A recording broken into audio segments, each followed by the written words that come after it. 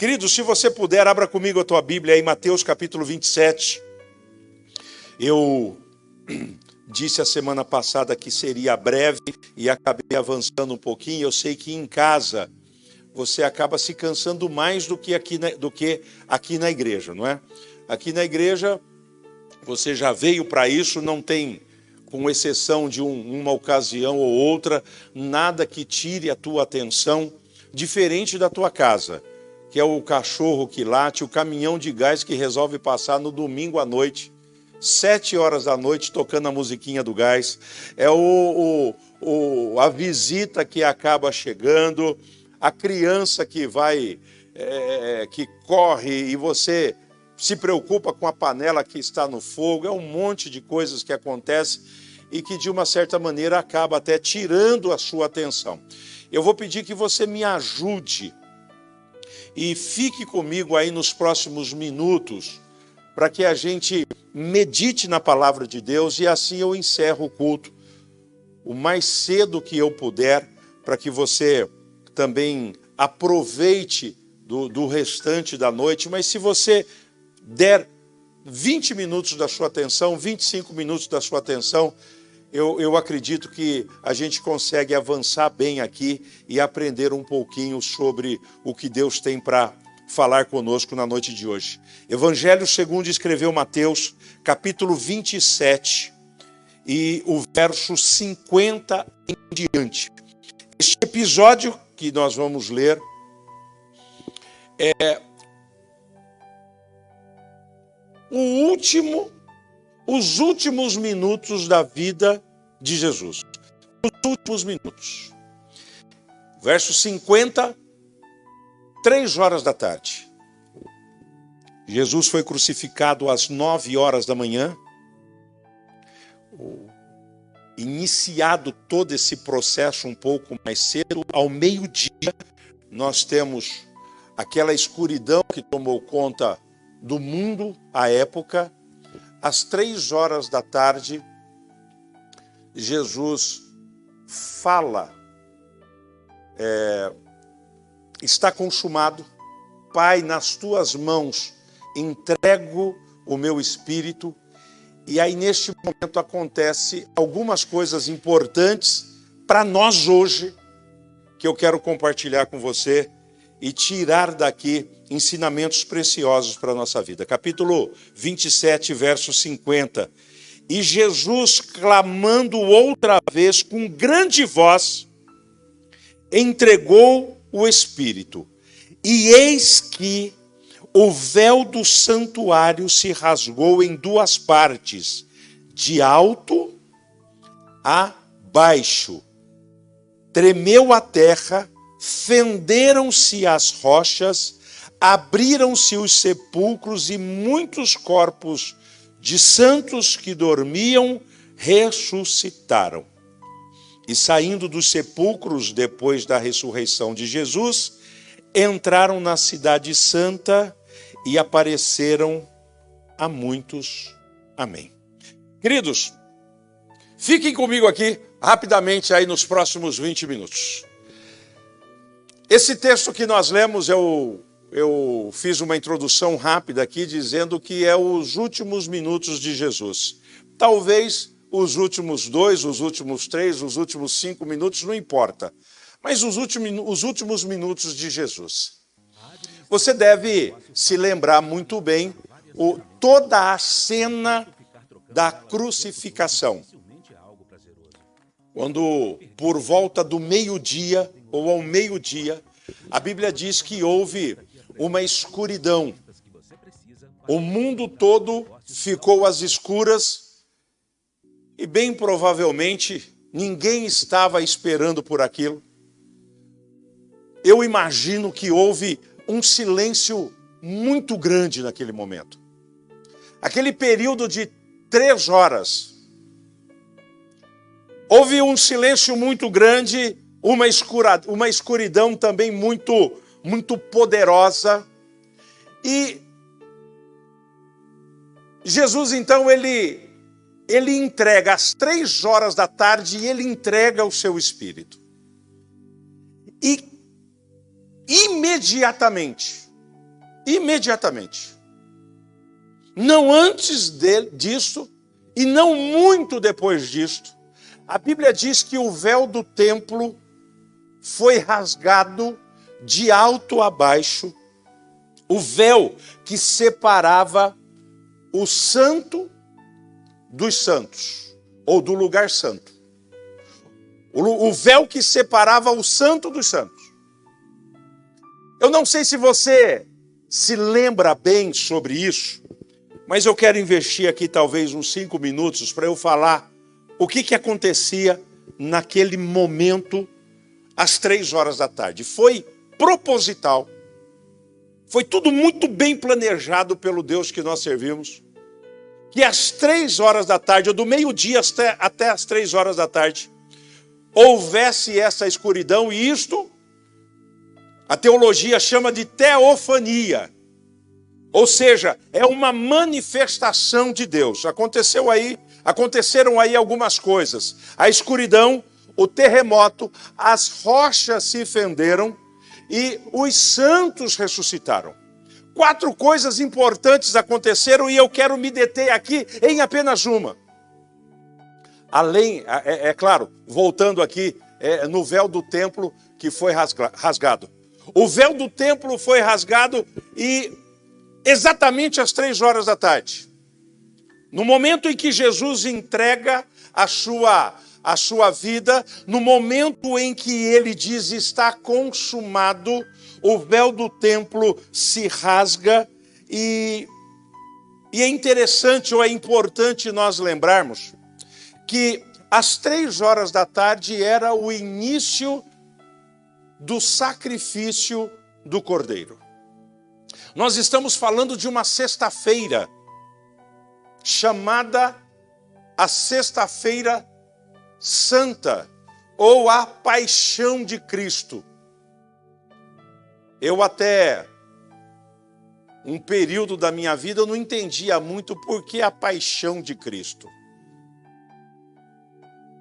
Porque paixão parece ser um negócio momentâneo. Para nós, aqui a paixão parece ser um negócio que não tem muito a ver com o amor. Mas a paixão, ela é a demonstração aqui. É a demonstração do amor. A paixão de Cristo. Quando Jesus entrega a sua vida na cruz do Calvário, ele está demonstrando o seu amor pela humanidade. Às 3 horas da tarde começava o período do sacrifício. Você se lembra que cada família precisava levar um cordeiro para ser sacrificado, e as pessoas saíam das suas cidades, lugares perto e lugares longe. Há um estudo que diz que Jerusalém, à época, tinha mais ou menos 50 mil pessoas.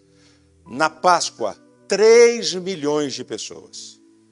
Superlotava. As pessoas ocupavam a cidade, ocupavam as cidades circunvizinhas, ocupavam os hotéis, a casa de parentes, de amigos, acampavam nos lugares aonde dava para acampar, e ali eles permaneciam, e quando era 3 horas da tarde começava o sacrifício. Neste momento, então, um representante da família levava o cordeiro para que o cordeiro fosse sacrificado pelo sacerdote. Quando 3 horas da tarde, Jesus diz que está consumado. Pai, nas tuas mãos eu entrego o meu espírito. Naquele momento que o Senhor está entregando o seu espírito, foi exatamente no momento que os sacerdotes estavam iniciando o sacrifício.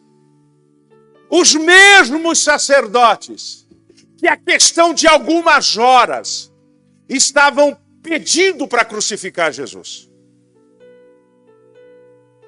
Para que vocês tenham noção como é que estava o sistema à época, a Bíblia diz que haviam 2 sumos sacerdotes. E não é possível existir 2 sumos sacerdotes. Mas a Bíblia diz que haviam 2 sumos sacerdotes, Anás e Caifás. Anás e Caifás. Era esta a situação. O negócio estava corrompido, o negócio estava degringolado. Agora nós percebemos que Jesus entrega a sua vida às 3 da tarde, no início no momento que o sacrifício está sendo iniciado. Os sacerdotes, o sumo sacerdote, porque era ele o responsável por fazer o sacrifício. O sumo sacerdote agora é pego de surpresa, Érica. Agora, neste momento, o sumo sacerdote diz: opa, pera um pouquinho, alguma coisa aconteceu, porque o véu do templo se rasgou, e ele se rasgou de alto a baixo. E se a gente parar para pensar neste evento, pensando na cortina da nossa sala, a gente talvez tenha até alguma dúvida. Pensando na cortina que nós temos na nossa cozinha, talvez a gente não tenha, a gente não tenha o entendimento mais apropriado. Mas essa cortina tinha em torno de 18 metros de altura. Esta igreja tem 10 metros de largura, ou seja, era esta igreja mais 80% dela, ou quase o dobro dessa igreja. Talvez quase que o comprimento dessa igreja. 18 metros de altura, alguns chegam à casa de 20, mas 18 metros de altura. Nada mais, nada menos do que um palmo de largura. Mais ou menos 20 centímetros de largura. Um historiador judeu romano, chamado Flávio Josefo, ele disse que 2 cavalos, ou cavalos, não diz o número, ele diz que cavalos não eram suficientes para rasgar esse véu, ou esta cortina. É que para nós véu aqui tem cara de coisa fina, de espessura. Mas nós estamos falando de algo extremamente grosso, pesado, grande, e que não se rompeu, não se rasgou no momento do terremoto. Porque não há relatos na palavra de Deus de que o templo foi atingido, ainda que tenha tido o terremoto. Não há relatos na palavra de Deus de que o templo e prédios no entorno do templo foram danificados por conta do terremoto. As pedras se fenderam, mas Deus fez questão de deixar registrado naquele momento que o véu rasgado tinha um significado. Porque se tivesse abalado as estruturas do templo, o sumo sacerdote ou os sacerdotes talvez dissessem o seguinte: mas foi por conta do terremoto. Isso aí não é nenhuma coisa extraordinária. Mas Deus fez questão de rasgar o véu de uma forma que ficasse claro que não foi outra coisa senão uma intervenção dele. E por que, pastor, isso tem um significado? E qual é o significado para nós hoje? O significado desse véu rasgado era Deus dizendo o seguinte: olha, a morte do meu filho é um sacrifício, ou é o bastante. A partir de hoje, Deus está dizendo quando o véu foi rasgado, a partir de hoje não há mais necessidade de sacrifício.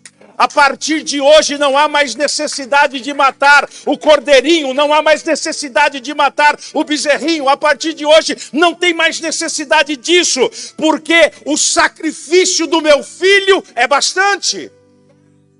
E é importante que a gente entenda isso. Não precisa de outra coisa para você se achegar à presença do Eterno. Não precisa de outra coisa para que você tenha o seu nome escrito no livro da vida, se não aceitar o sacrifício daquele que entregou a sua vida na cruz do Calvário por nós.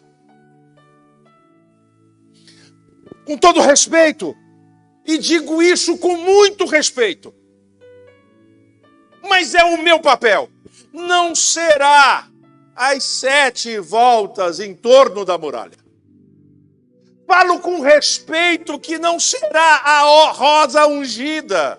Falo diante de Deus aqui respeitando você. Não é através de indulgências, não é através de pagamento, não é através de seja lá o que for. O sacrifício de Jesus foi o bastante. Aqueles sacerdotes, o sumo sacerdote, agora, opa, pera um pouquinho, alguma coisa aconteceu.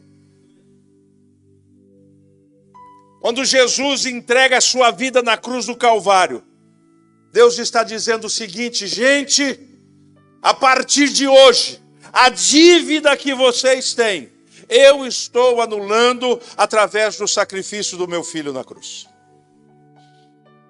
Eu não sei se você já comprou alguma coisa na promissória.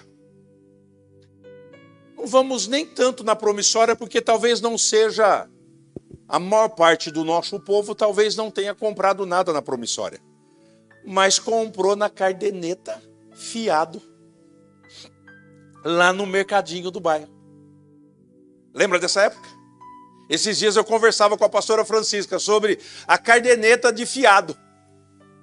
A pessoa ia lá no mercado e comprava o que achava que era importante, o que ela precisava, e aí o dono do mercado marcava na cardenetinha mais R$30, R$40, R$50, R$27,90, R$42,54, e chegava então um período lá, um combinado a cada 30 dias, 40 dias, sabe-se lá quando a pessoa podia, ela ia lá e pagava aquela conta. Quando pagava aquela conta, o dono do mercado, ele riscava aquela cardeneta, ou tirava a folha e entregava na mão do cidadão, dizendo para ele com isso o seguinte: olha, a partir de hoje você não me deve mais nada, você já me pagou tudo que tinha que pagar. Ou numa coisa um pouco mais avançada, ou um pouco mais oficial, a promissória, a pessoa comprou um bem lá na promissória, 2, 3, 4, 5 parcelas, ela não deu cheque, ela não passou no cartão de crédito, agora ela comprou na promissória. E a cada 30 dias ela ia lá e pagava a conta e pegava uma promissória. Pagava a conta e trazia a promissória. Pagava a conta. Eu fiz um negócio recentemente nesse sistema. Eu pagava e pegava a promissória. Pagava e pegava a promissória. Quando eu pego a promissória, aquele a quem eu devia está dizendo o seguinte: Elias, a partir de agora você não me deve mais nada. O que Jesus fez na cruz do Calvário foi exatamente isso. A partir daquele momento, Deus estava dizendo o seguinte: olha, o sacrifício do meu filho na cruz do Calvário é o bastante para perdoar o teu pecado. Você não precisa voltar aqui o ano que vem para oferecer o cordeiro. Você não precisa voltar aqui daqui 2 anos. Você não precisa voltar daqui 3 anos. A partir de agora está resolvido o teu problema, porque o sacrifício do meu filho na cruz do Calvário foi o bastante. Quando o sacrifício de Jesus acontece às 3 horas da tarde, o véu do templo é rasgado, ele está dizendo o seguinte: olha, não me deve mais nada. E eu quero convidar você que ainda talvez esteja preso a isso. Eu quero dizer que para você que o sacrifício de Jesus na cruz do Calvário é o bastante para que você seja salvo. É entregar a tua vida a Jesus, é reconhecer que Ele é o único que pode todas as coisas. Quando Jesus entrega a sua vida lá na cruz do Calvário e o véu do templo é partido de alto a baixo, Deus está dizendo: olha, o sacrifício dele é o suficiente. Como é bom a gente saber isso. Como é bom a gente saber disso. Porque não é por conta da nossa, como eu costumo dizer, não é por conta dos nossos olhos, da cor do nosso cabelo, do carro que temos, do dinheiro que a gente tem ou não tem, não é por conta da habilidade que nós temos, não é porque a gente é uma pessoa dada ou não dada, não é por outro motivo, a não ser por conta do sacrifício de Jesus. Ele entrega a sua vida na cruz do Calvário. E ele está dizendo o seguinte: olha, a partir de hoje, ninguém precisa adorar por você.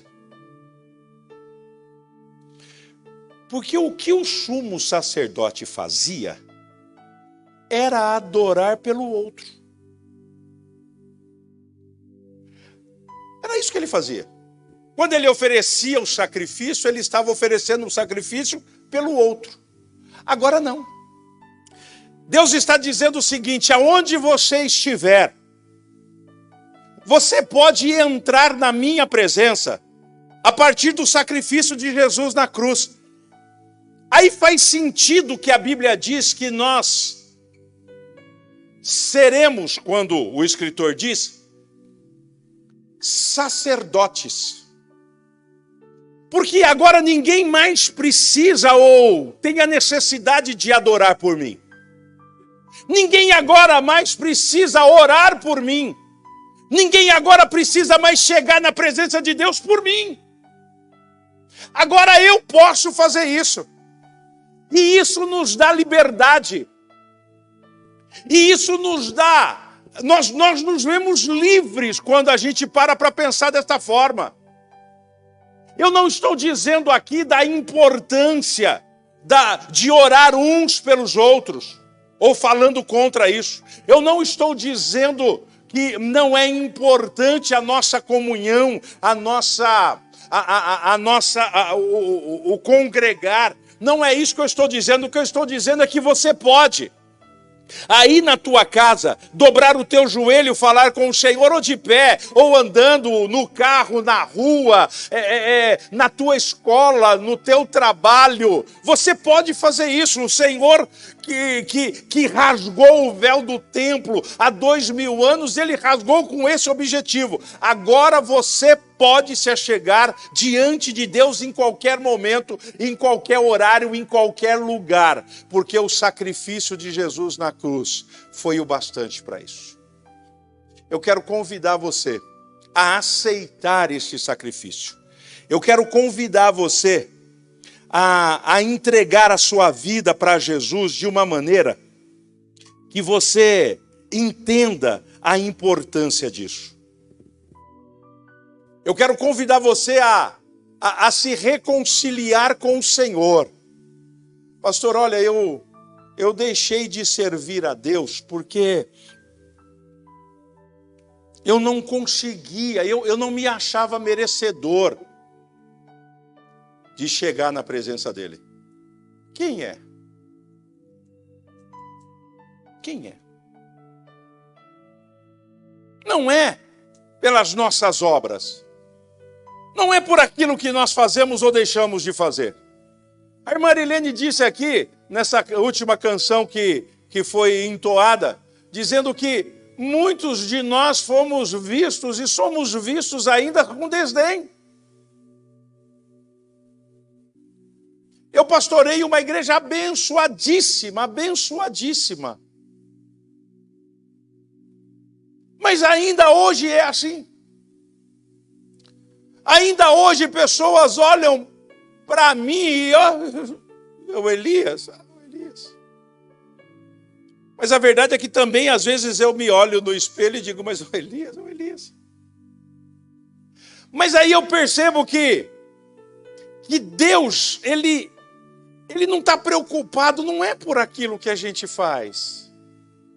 Porque se fosse, queridos, nenhum de nós, a gente ia ser... A história conta que o sumo sacerdote, que entrava por sorteio. O sacerdote que entrava por sorteio no seu turno para oferecer sacrifício, entrava com uma corda na cintura. Porque se ele não estivesse redondinho diante de Deus, ele era consumido ali mesmo. E de tempos em tempos, quem estava do lado de fora dava um puxãozinho na corda. Se a corda pesasse, podia puxar que o cara estava fulminado. Já pensou se esse fosse o critério? Não ia ter gente para puxar corpo. Não ia. Se este fosse o critério, querido, eu ia ter que entrar, porque eu sou meio gordinho, grandinho, eu ia ter que andar com meia dúzia de corda para ter um punhado de irmão me puxar de dentro para fora. Não é esse o critério. O critério é o sacrifício, a aceitação do sacrifício do Senhor Jesus na cruz do Calvário. Quando o véu do templo foi rasgado, o Senhor estava dizendo o seguinte: olha, a partir de agora, vocês podem se achegar à minha presença. A partir de agora, não tem mais essa questão de ser aqui ou de ser acolá. Isso aqui agora está acabado. Em qualquer lugar que as pessoas me procurarem, elas me acharão. Aliás, não foi isso que o Cristo disse para a mulher samaritana: chegará o dia em que não será nem aqui nem acolá, diz o Senhor, nem em Samaria e nem em Jerusalém, mas o Senhor procura aqueles que o adorem em espírito e em verdade. Talvez você se distanciou da presença de Jesus por vários motivos. Eu quero dizer para você que o sacrifício de Jesus na cruz, ele te alcança. Talvez você não entregou a tua vida a Jesus ainda porque acha que não é merecedor. Querido, nós nunca seremos. Nós nunca seremos. Ele nos amou primeiro, diz a Bíblia. Nós nunca seremos merecedores. Eu quero convidar você a entregar a tua vida para Jesus hoje. É claro que eu não estou aqui para te colocar medo, eu só estou te falando coisas boas. Mas, desnecessário eu falar para você, talvez não seja nem desnecessário. Uma hora eu vou falar um pouquinho mais sobre isso. Se este tempo não for o fim dos tempos, eu tenho dó daqueles que virão depois de nós. Se esse período que nós estamos vivendo não for o último período da igreja aqui na terra, eu não sei o que será do Levi, da Helena, do Huguinho, da Milena. Eu não sei. Porque tudo que nós encontramos na Bíblia, o que nós encontramos na Bíblia, tudo está se cumprindo agora. Entre tantas coisas, a Bíblia diz sobre, não vamos entrar nesse tema agora, mas a Bíblia diz sobre o aumento da ciência, que a ciência se multiplicaria. Quem ia imaginar que a gente estaria hoje com 11 pessoas aqui na igreja falando para o mundo?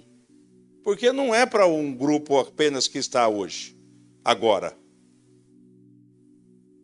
Para o mundo. E isso era coisa somente, isso só era possível para os chefes de Estado. E o cara ia para a televisão e ainda assim ele falava para a sua região. Mas hoje não. Hoje você me vê, me ouve aqui em tempo real. Talvez isso não seja assustador para você que nasceu nesta época. Mas para mim que vim da época do Quixote, é assustador isso. Para quem está vivendo essa época, é uma coisa normal, porque já nasceu nisso. Mas para mim que Na minha casa não tinha nem telefone, já é um exagero, né? Porque o telefone é coisa nova. Esse que já não existe mais, estou falando do fixo, tá? Esse aí já não existe mais. Esse aí teve vida curta. Para mim, para o Elias aqui, apareceu há 20 anos atrás. Mais ou menos. 25 anos atrás. E agora já nem existe mais. Ele nasceu e acabou. Nasceu e morreu. Para mim que não vivi, que vem da época da televisão que a gente colocava uma telinha com 4 ou 5 cores na frente para ela ficar colorida, querida, a gente evoluiu muito. Hoje a televisão nem de LED, o povo não quer mais nem de LED. Querido, se isso não for um dos sinais do fim dos tempos, nós vamos viver o teletransporte aí nos próximos anos. Aliás, já tem esse negócio. O cara coloca aquele óculos 3D, pergunta para ele onde você quer ir. Eu vou na montanha russa. Já viu esse negócio? E o cara tá aqui, ó. E tem uns que caem.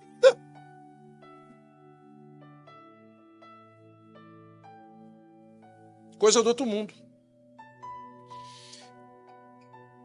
Eu quero que você entregue a sua vida para Jesus, porque nós estamos vivendo este último dos últimos dias. Talvez seja desnecessário falar para você de pai contra filho, isso aí já é coisa comum, coisa normal. Aí no teu bairro, na tua casa, isso é comum. Desnecessário eu falar para você de nação contra nação. Pastor, mas hoje não tem mais guerra. Querido, guerra é para os fracos. A questão de alguns anos, nem questão de alguns anos, esse celular que você está me vendo agora, essa televisão, essa rede social que você me vê agora, para uma pessoa acessar o seu celular é a coisa mais simples do mundo. Nós tivemos notícias recentemente de todos os dados da população, a maior parte da população brasileira foi vazada. Vazado o modo de falar. Sei, coisa simples, para quem sabe lidar com isso. Coisa simples. A gente está no meio de guerra de informações. Nós já estamos vivendo o último dos últimos dias. Eu quero convidar você a entregar a sua vida a Jesus, porque através desse momento, no momento que Jesus entregou a sua vida na cruz do Calvário por você, por mim, quando o véu do templo foi rasgado de alto a baixo, diz a palavra de Deus. Naquele momento, o Senhor estava provendo para nós livre acesso à sala do trono. Eu quero convidar você a entregar a tua vida para Jesus. Quero convidar você a se reconciliar com o Senhor. Você pode fazer isso agora aí através da live, pode escrever o seu nome, pode entrar em contato conosco. Se você ainda não se decidiu pelo batismo, eu terei o maior prazer, na primeira oportunidade que nós tivermos, de batizar você. E se você não está servindo a Deus em nenhuma outra igreja, se distanciou, mas já se entregou para Jesus, já é batizado e ainda não está servindo a Deus em nenhuma outra denominação, em nenhuma outra igreja, aqui a gente convida, assim na cara lavada mesmo.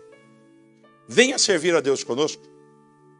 A gente é isso que vocês viram aqui. Se vocês chegarem aqui na igreja no próximo primeiro culto presencial, você vai ver que é isso aqui. O povo canta, o pastor prega e vai todo mundo embora para casa. Quero convidar você a servir a Deus conosco. Venha servir a Deus conosco. Antes eu dizia, sirva a Deus em qualquer canto. Mas em qualquer canto, não, hoje serve aqui.